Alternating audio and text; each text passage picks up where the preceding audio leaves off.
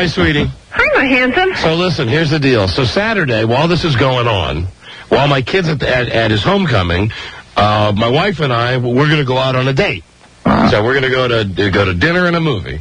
So we go to dinner and we have a pleasant enough meal, and then we go to this movie K-Pax, the movie with Kevin Spacey. It's one I wanted to see. Now, let me just tell you that we had not gone to a late movie. We went to an early dinner.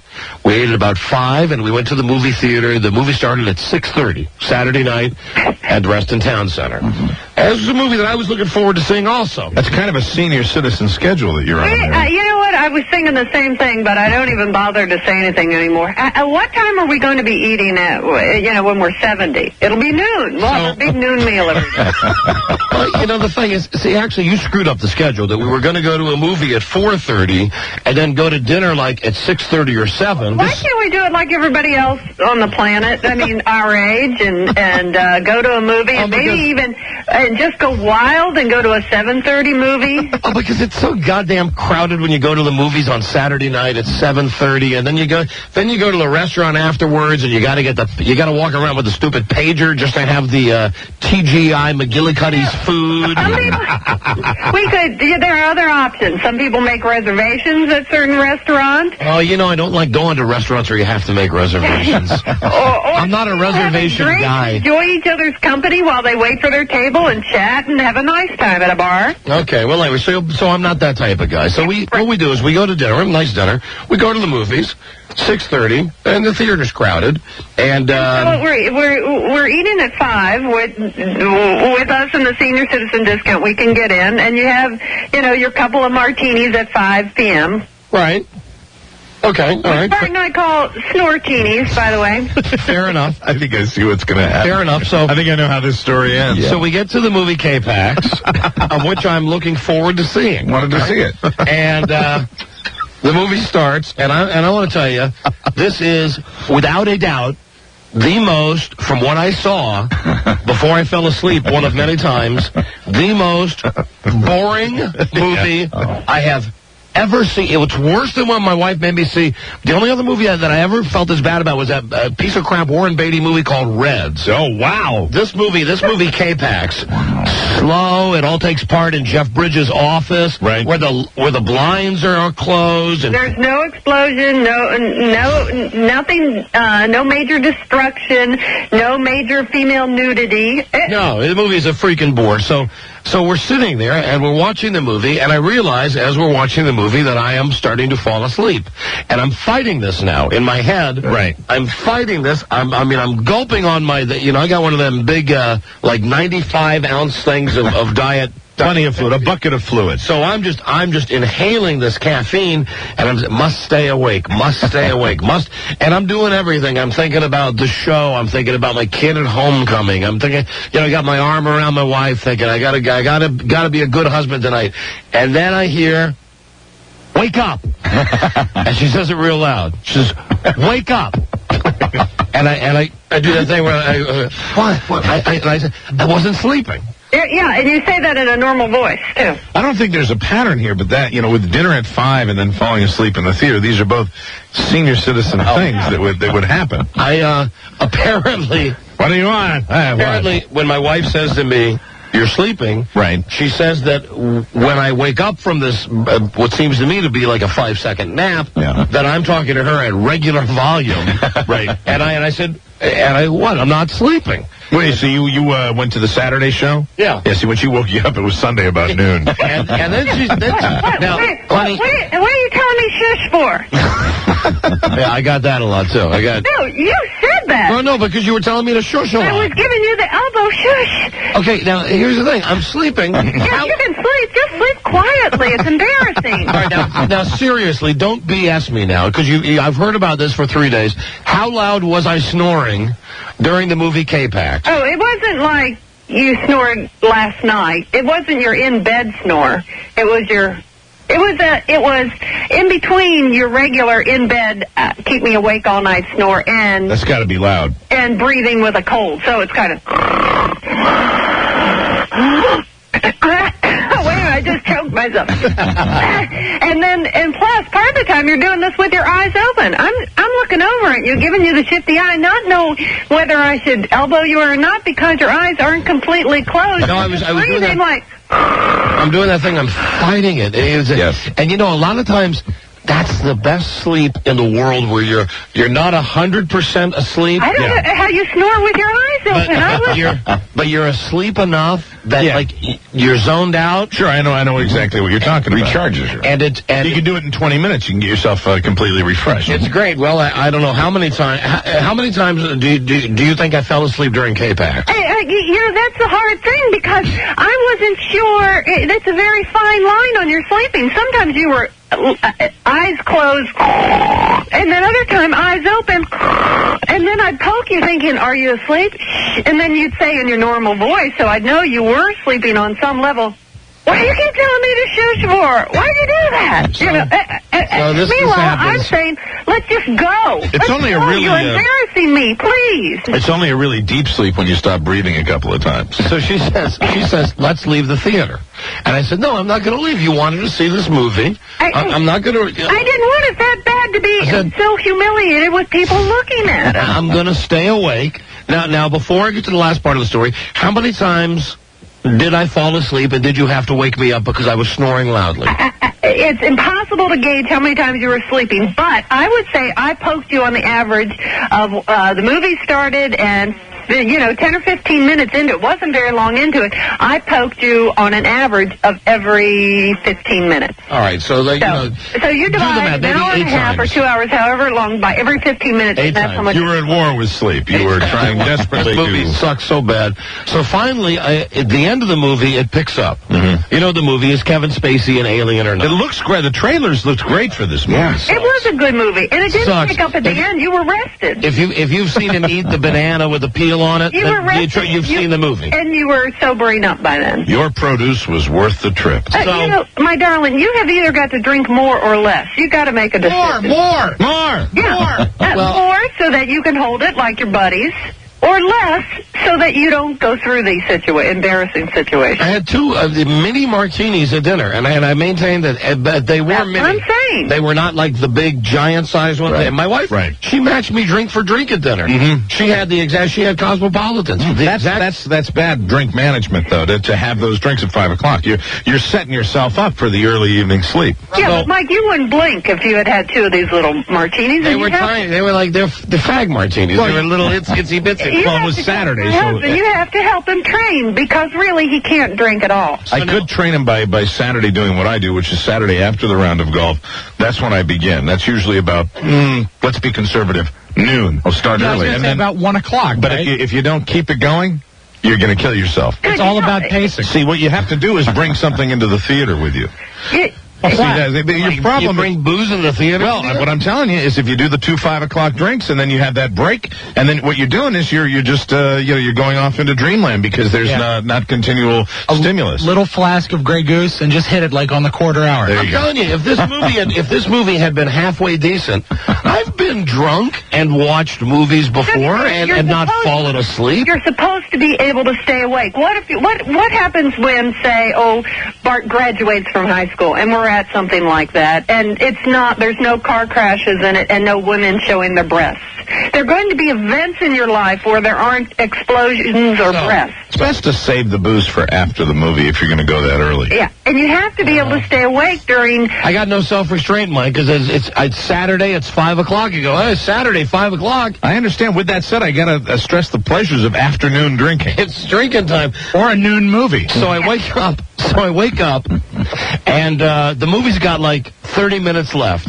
And it's the best 30 minutes of the movie. Suddenly, what do you guys got, the shakes? We're just doing the shakes. If it gets to be about 2 o'clock on a Saturday and I haven't heard the opening of a bottle, you just get nervous, So now I'm awake, okay? The movie's been going on for what seems like an eternity, and I'm wide awake, and I've not missed anything by sleeping through this movie. It's to the end of the movie, and it's one of those movies, I'm sure you've heard this, where you decide for yourself if Kevin Spacey's an alien or just a mental patient. So I'm finally getting into the movie now that I'm awake. And there are these two dicks behind me who, for whatever reason, are discussing this absolutely out loud.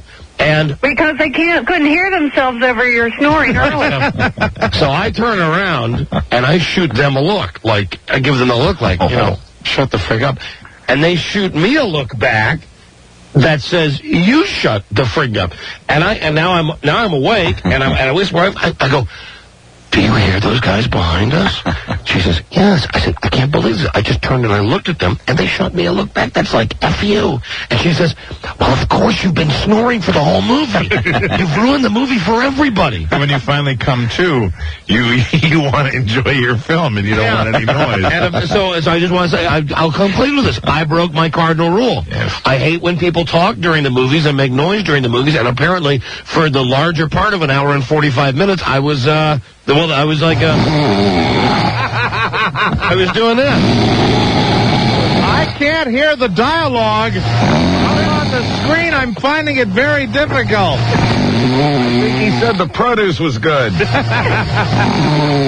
But, Mike, won't you agree with me that what happened is he turned the corner the minute every last drop of alcohol was out of his system? Yeah. His body was fighting, his liver was working, and Right. it made him sleepy. Made you So sleepy. if you had waited until after the movie, you might have even enjoyed the movie.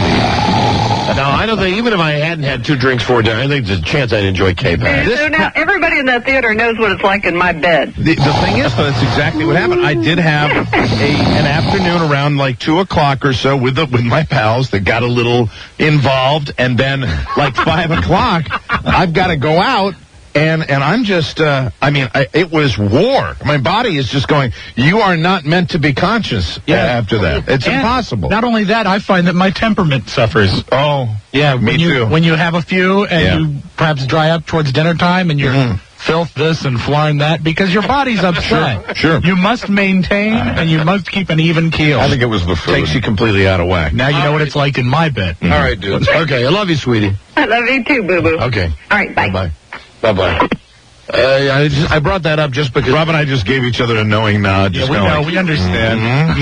she was gonna be on the show yesterday to announce that, and she, when I got home last night, she said, why didn't you have me on the show today to talk about what an a-hole you were in the theater? I said, honey, because a plane crashed in Queens yesterday. Exactly. Please, let's get the priorities here. Vincent, hello, hey Vince.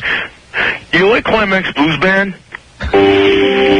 Their early work was a little too new wave for my taste. This is funny But when with the New York Stamp accent. album came out in 75, I think they really came into their own, commercially and artistically. In 1980, they released this, Flying the Flag. Their most accomplished album. I think their undisputed masterpiece is I Love You. Song's so catchy, most people probably don't listen to the lyrics. But they should, because it's not just about the pleasures of conformity and the importance of trends, it's also a personal statement about the band itself. How you doing the mic? Bravo. I gave you a reservation at Dorsey and you fucking stupid bastard! Hey, thanks for throwing in the part about Dorsia. Oh, yeah, that's right. That's the restaurant. That's the restaurant where he's on the phone and he's and they laugh at him. Yeah, and he says, I'd like a table for 2 tonight. At 8:30, and you hear the guy on the other end go, just laughing at him. And then his secretary says, well, they didn't even ask your name. They know my name. They know me. They know me. Sabrina, don't just look at it, eat it. American Psycho. That's like the soundtrack for this show. Yeah, absolutely. We'll be right back. This is the Don and Mike Show. You like Huey Lewis on the news? Their early work was a little too new wave for my taste. But when Sports came out in '83, I think they really came into their own, commercially and artistically. The whole album has a clear, crisp sound and a new sheen of consummate professionalism that really gives the songs a big boost. He's been compared to Elvis Costello, but I think Huey has a far more bitter, cynical sense of humor. In '87, Huey released this, Four, their most accomplished album. I think their undisputed masterpiece is Hip to Be Square. The song's so catchy, most people probably don't listen to the lyrics, but they should, because it's not just about the pleasures of conformity and the importance of trends, it's also a personal statement about the band itself. Hey, Paul! Right there, your reservation at Dorset now, you They got the voodoo. Don and Mike. Some families like to watch It's a Wonderful Life, A Christmas Story. Not my family. Christmas Eve. I wish TNT would do 24 hours of American Psycho on Christmas Eve. A Patrick Bateman marathon. Let's go to John. Hey, Johnny, Don and Mike show. Hello, John. Where's the other? John? Yeah, how you doing? Hey, you're on the air. Hi. Yeah, I did a question. I saw, because of you guys, I saw American Psycho for the first time a couple of nights ago. Yeah. And I just had, this may be a dumb question, but I've only seen it for the first time. Was the whole thing just his delusion? Could be. Exactly. Yeah. I don't know, and I know it was on Saturday night on Showtime, because when I got back from this goddamn awful K-Pax, when I got home, I turned it on and watched it. Made your evening. My wife got so mad at me. She's like, wait, you go out to dinner with me, and then you go to a movie and you fall asleep. You come home and it's 10:30. You're wide awake. You're wide awake and you're watching American Psycho. One thing I noticed that I had not noticed before was when Patrick Bateman is going crazy, right after he tries to shove the cat into the ATM. After he goes on a killing spree and he's crying under his desk. Yeah, right. The first building, before he's doing all that, where he goes into, where the guard says, don't forget to sign in, and he just shoots him. Mm-hmm. The guard calls him Mr. Davis. The guard says, Mr. Davis, don't forget to sign in. Shoots him, then ends up going to his building where he's known as Patrick Bateman. And don't forget there's Paul Allen in there too. Yeah, right. But I had not noticed that the guy calls him Mr. Davis, because when he's at the bar at the end of the movie, when he goes up to the lawyer and he says, did you get my message? The lawyer refers to him as Mr. Davis. So Patrick Bateman is this alter ego, either in fantasy or reality. Either he's dreaming the whole thing that he's this horrible killer, or in fact he turns into Patrick Bateman and does these horrible, unspeakable crimes. Did either of you read the book? What does it say there? No, I don't know. And we've had this discussion. But people have told us we're stupid that if you read the book, it's laid out for you. But we don't read. What's it laid out to say, though? I would think when you look at the movie, if you overanalyze the movie, as we often do on this show, when he goes on the super killing spree, like throwing the chainsaw down the stairwell to get and you go into all the rooms, and they're in an apartment building, and this is just overanalyzing it, but you wouldn't be screaming and having somebody run naked down the hallway with his socks on. If it was reality, you couldn't do that. But and also, nobody comes out of their apartment, and I didn't buy that. But at the end of the movie, in the last scene, when he's back in the bar with his friends, when he goes up to the lawyer and he says, did you get the message? And the lawyer says, Mr. Davis, that's not funny. Right. I had dinner with Paul Allen in London 10 days ago. He goes back and sits with his friends, and they call him Patrick Bateman. Yeah, well, you see, I think what it is, he's hearing them call him Patrick Bateman. I don't know. Man. All I know is it's a feel-good hit. Yeah, that is. And if Thanksgiving is just a week away. And that guy, I forgot the name of the actor that plays Patrick Bateman, but let me tell you something. That guy ought to make psycho movies every year. It really should replace It's a Wonderful Life at Christmas time. Yeah, you're right. Thank you, John. Good movie. Thank you, Johnny. Let's go to Troy. Troy, Don and Mike show. Hello, Troy. Yes. Hey. Hello? What's up, dude? Hey. Hey. Is this Don and Mike? Yeah. Oh, sorry. That's okay. I'm only hearing Don. Hi, I'm here. All right. There, you can hear both of us now. Did you guys catch The Simpsons on Sunday night? Oh, very funny Simpsons. Yeah. Very. Beginning. Chief Wiggum sucks the jelly out of a jelly donut. Yeah. Yeah. With a straw. Gets a refill. Right. With a straw. With a straw, and gets a refill. That's right. Did you ever suck the jelly out of the jelly donut and then fill it with chocolate swirl ice cream? Yeah, right before Bart Simpson steals his police car, he's sitting in the donut shop, and he does it with a straw, and then he has the girl come over, and she refills it for him. Oh, she got one of them pressurized, and she fills it back up with jelly. That show's still going strong. Yeah. Absolutely. That's a good one. All right, guys. Thank you for the call, my friend. Hello, Troy. Troy, Don and Mike show. Hi. Troy, speak to us. All right. Let me try you. Oh, hold on. There he is. Troy. No? How about Patricia? Hey, Patricia. Yes, hi. Hi, you're on the air. Yeah, y'all were talking about Patrick Bateman and American Psycho, and I didn't know if y'all have ever seen Empires of the Sun, the Steven Spielberg movie. Yeah. Spielberger? Yeah, Spielberger. That's his Jewish name, Mike. Steven Spielberg is the name he cleaned up for showbiz. Oh, my God. I did see that movie, and he's like a little kid. He's a kid in that. God, he is unbelievably young. That was him, about 12 years old or so.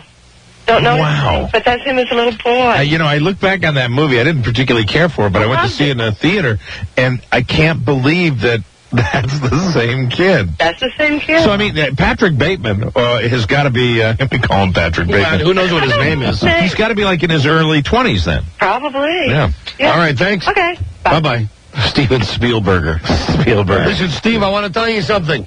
With a name like Spielberger, America's never going to go for that. A big Jew director. How about we make your name Spielberg? There's a difference. Take the ER off the end of it. Absolutely. And the actor who plays Patrick Bateman, his name is Christian Bale. Right, Christian Bale. That's who. Do you like Christian Bale? Do you like him? Oh, we got a break? Ah, Christ. I hate these commercial breaks. I love our sponsors, though. We do. Mwah. Much love to the sponsors. We'll be right back.